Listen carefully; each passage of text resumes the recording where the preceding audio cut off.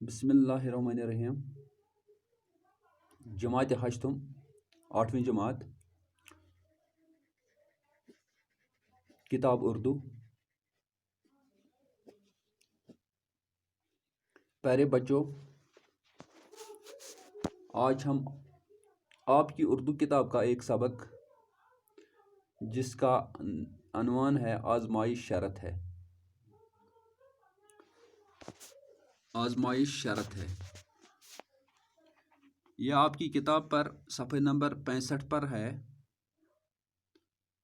آج ہم یہی سبق پڑھیں گے۔ یہ سبق ایک نصیحت کے طور پر ہے۔ سبق اس طرح ہے، کتاب کی طرف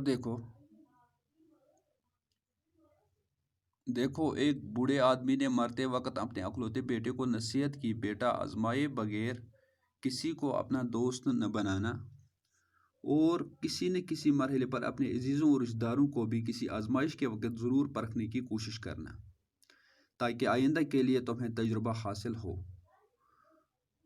کچھ دنوں بعد بوڑھا مر گیا اور بیٹے نے باپ کی باتوں کو آزمانے کے لیے اپنی بیوی اور قریبی دوست کی آزمائش کا تہیہ کر لیا۔ یہ ایک بڑی کہانی ہے۔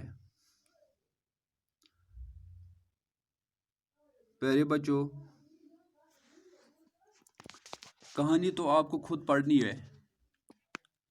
جب آپ خود سمجھیں گے، خود پڑھیں گے یہ کہانی، تو پوری طرح آپ کو سمجھ آ جائے گا انشاءاللہ۔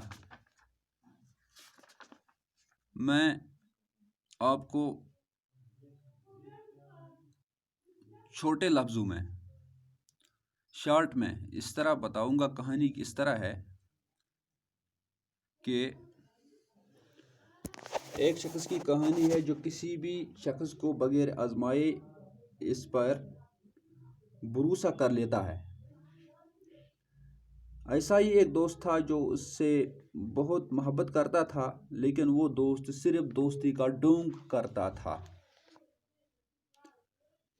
ایک بار اس کا دوست ایک جرم میں ملوث ہو گیا اور یعنی کسی کا قتل بھی کر دیا، لیکن اس نوجوان کو یہ یقین نہیں آ رہا تھا کہ میرا دوست اس طرح کی حرکت بھی کر سکتا ہے۔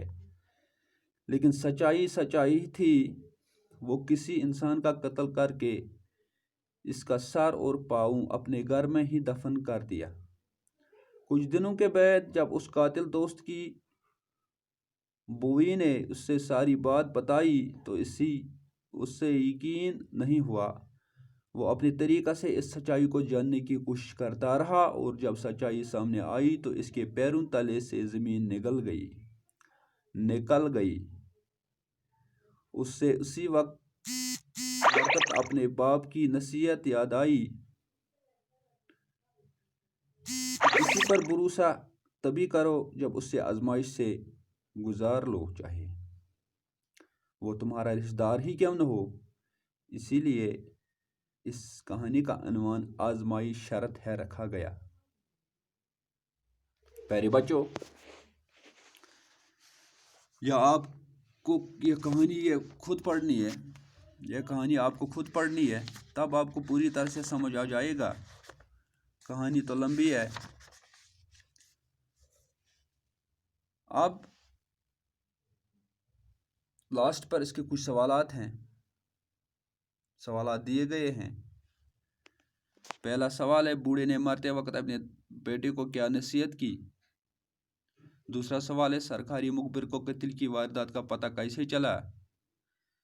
تیسرا ہے، مخبر نے پولیس کو کیوں اطلاع دی؟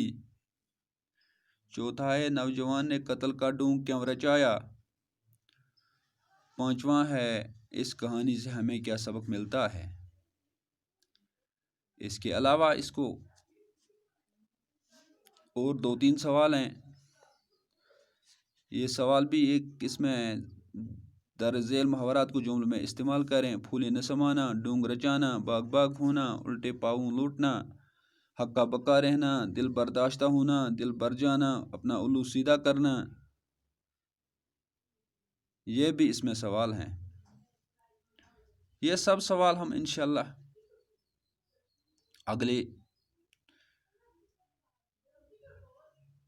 اگلے دن انشاءاللہ میری زبان سے آپ یہ سنیں گے۔ یہ سوال میں انشاءاللہ لکھ کر آپ کو اسی موبائل کے ذریعے آپ کو بھیج دوں گا۔ السلام علیکم۔